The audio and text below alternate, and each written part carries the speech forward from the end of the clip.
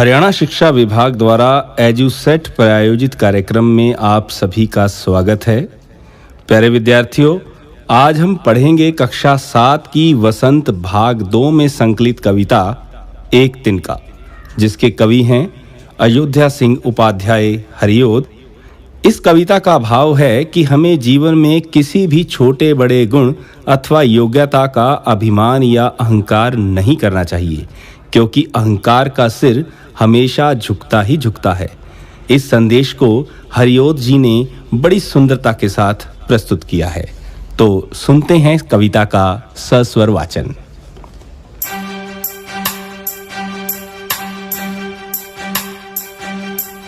मैं घमंडों से भरा ऐठा हुआ, मैं घमंडों से भरा ऐठा हुआ। एक दिन जब था मुंडेरे पर खड़ा, एक दिन जब था मुंडेरे पर खड़ा। अचानक दूर से उड़ता हुआ, अचानक दूर से उड़ता हुआ। एक तिनका आँख में मेरी पड़ा, एक तिनका आँख में मेरी पड़ा।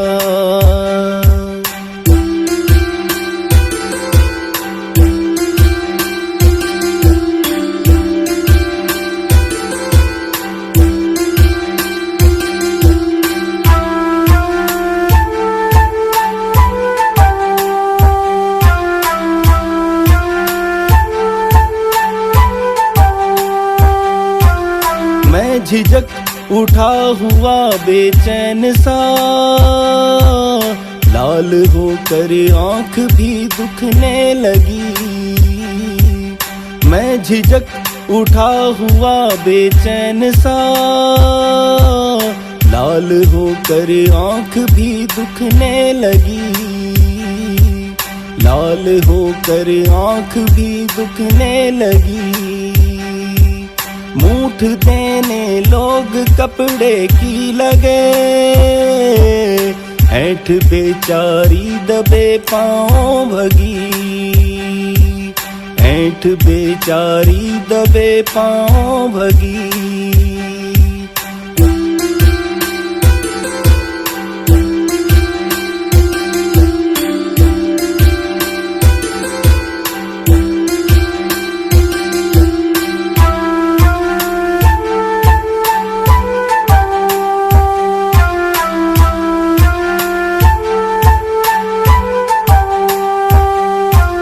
जब किसी ढब से निकल तिनका गया,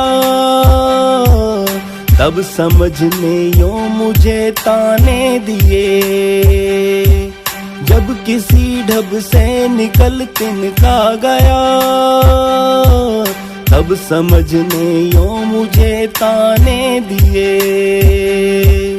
ऐठता तू किस लिए इतना रहा, एक तिनका है बहुत तेरे लिए। एक तिनका है बहुत तेरे लिए। एक तिनका है बहुत तेरे लिए। ऐठता तू किस लिए इतना रहा, एक तिनका है बहुत तेरे लिए। एक तिनका है बहुत तेरे लिए।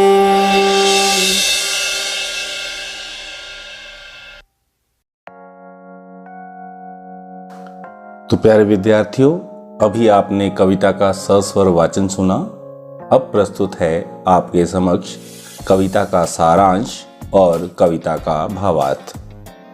कविता का सारांश। इस कविता के माध्यम से कवि ने घमंड न करने की सीख दी है। कई बार छोटी से छोटी चीज भी बड़े से बड़े घमंड को तोड़कर रख देती है। कवि ऐसी ही एक घटना का जिक्र कर रहा है। एक बार वह घमंड में भरा हुआ अपनी छत की मुंडेर पर खड़ा था। तभी एकाएक कोई तिनका उसकी आंख में पड़ गया। अचानक ही वह बेचैन हो उठा, आंख लाल हो गई और दुखने लगी।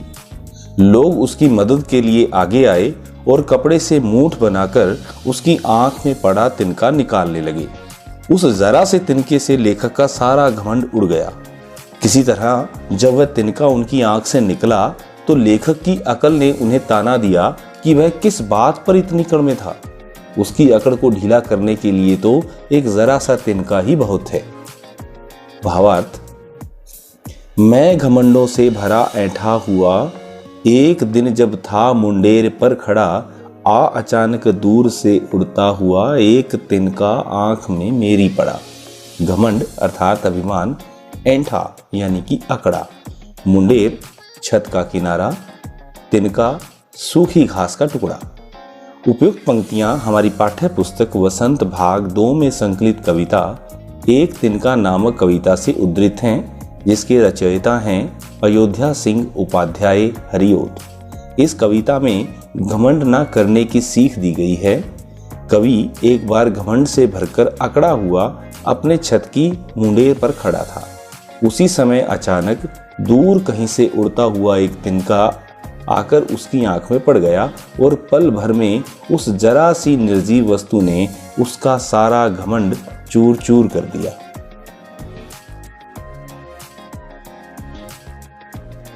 मैं झिझक उठा हुआ बेचैन सा, लाल होकर आंख भी दुखने लगी। मूठ देने लोग कपड़े की लगे, ऐंठ बेचारी दबे पांव भगी। झिझक यानी कि हिचकिचाहट। मूठ कपड़े को मोड़कर मोटा तथा गोलकार बनाया हुआ कपड़ा। ऐंठ अकड़, दबे पांव भागना यानी कि चुपके से निकल जाना।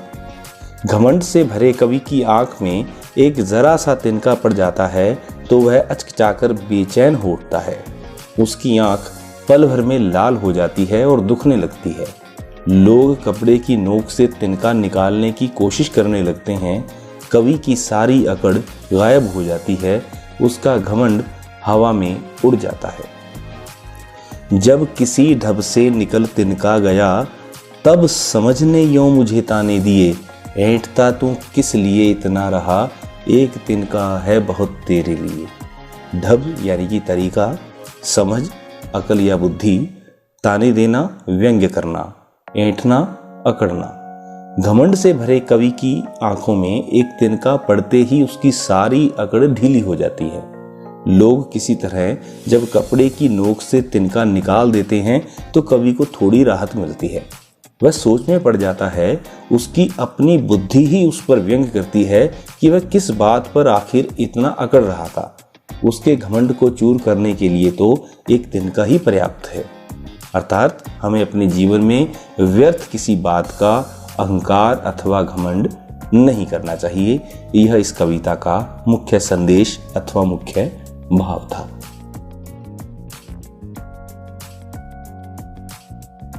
पाठ्य पुस्तक के आधार पर प्रश्न अभ्यास कविता से। प्रश्न संख्या 1, नीचे दी गई कविता की पंक्तियों को सामान्य वाक्य में बदलिए। जैसे एक तिनका आंख में मेरी पड़ा, इसे किस प्रकार लिखा जा सकता है? मेरी आंख में एक तिनका पड़ा। मूठ देने लोग कपड़े की लगे, लोग कपड़े की मूठ देने लगे। तो अब आपने क्या करना है, जो कविता की पंक्तियां हैं उन्हें सामान्य वाक्य में लिखना है। एक दिन जब था मुंडेरे पर खड़ा, तो इसका उत्तर क्या बनेगा? एक दिन जब मुंडेरे पर खड़ा था। लाल होकर आंख भी दुखने लगी, इसे लिखा जाएगा आंख लाल होकर दुखने लगी। ऐंठ बेचारी दबे पांव भगी, बेचारी ऐंठ दबे पांव भगी। जब किसी ढब से निकल तिनका गया, इसे लिखा जाएगा किसी ने ढब से तिनका निकाला। प्रश्न संख्या 2, एक तिनका कविता में किस घटना की चर्चा की गई है जिससे घमंड नहीं करने का संदेश मिलता है? इस कविता में उस घटना का वर्णन किया गया है जब कवि की आंख में एक तिनका गिर गया। उस तिनके से वह काफी बेचैन हो उठा, उसका सारा घमंड चूर चूर हो गया। किसी तरह लोग कपड़े की नोक से उनकी आंखों में पड़ा तिनका निकालते हैं तो कवि सोच में पड़ जाता है कि आखिर उसे किस बात का घमंड था जो वो इतना अकड़ा हुआ था, अर्थात उसका घमंड चूर चूर हो जाता है। प्रश्न संख्या 3, आंख में तिनका पड़ने पर घमंडी की क्या दशा हुई? आंख में तिनका पड़ने पर कवि अर्थात जो समय घमंड कर रहे थे उनकी बहुत बुरी हालत हुई, उनकी आंख लाल होकर दुखने लगी। प्रश्न संख्या 4, कवि की आंख से तिनका निकालने के लिए आसपास के लोगों ने क्या किया? कवि की आंख से तिनका निकालने के लिए लोग कपड़े की मूठ बनाकर प्रयास करने लगे और उसके सहारे उसकी आंख में पड़ा हुआ तिनका निकालने लगे। ऐंठता तू किस लिए ये बता, एक तिनका है बहुत तेरे लिए। तिनका कबहू न निंदिए, पांव तले जो हुए, कबहू उड़ आंख पड़े, पीर घनेरी होए। ये दोहा है कबीर जी द्वारा रचित। इन दोनों में क्या समानता है और क्या अंतर है, लिखिए। उपर्युक्त काव्यांश के माध्यम से कवि ने यह संदेश दिया है कि अहंकार नहीं करना चाहिए, क्योंकि एक छोटा सा तिनका भी अगर आंख में पड़ जाए तो मनुष्य को बेचैन कर देता है। इन दोनों काव्यांशों की पंक्तियों में अंतर यह है कि हरिओत जी द्वारा लिखी पंक्तियों में किसी भी प्रकार के अहंकार से दूर रहने की चेतावनी दी गई है, क्योंकि एक तिनका भी हमारे अहंकार को चूर चूर कर सकता है। छोटे से छोटी वस्तु का अपना महत्व होता है। दोनों में घमंड से बचने की शिक्षा दी गई है। प्रत्येक तुच्छ समझी जाने वाली वस्तु का अपना महत्व है। अनुमान और कल्पना। इस कविता में कवि ने कविता को मैं से आरंभ किया है। मैं घमंडों से भरा ऐंठा हुआ। कवि का यह मैं कविता पढ़ने वाले व्यक्ति से भी जुड़ सकता है और तब अनुभव यह होगा कि कविता पढ़ने वाला व्यक्ति अपनी बात बता रहा है। यदि कविता में मैं की जगह वह या कोई नाम लिख दिया जाए तब कविता के वाक्यों में बदलाव हो जाएगा। कविता में मैं के स्थान पर वह या कोई नाम लिखकर वाक्यों के बदलाव को देखिए और उसे कक्षा में पढ़कर सुनाइए।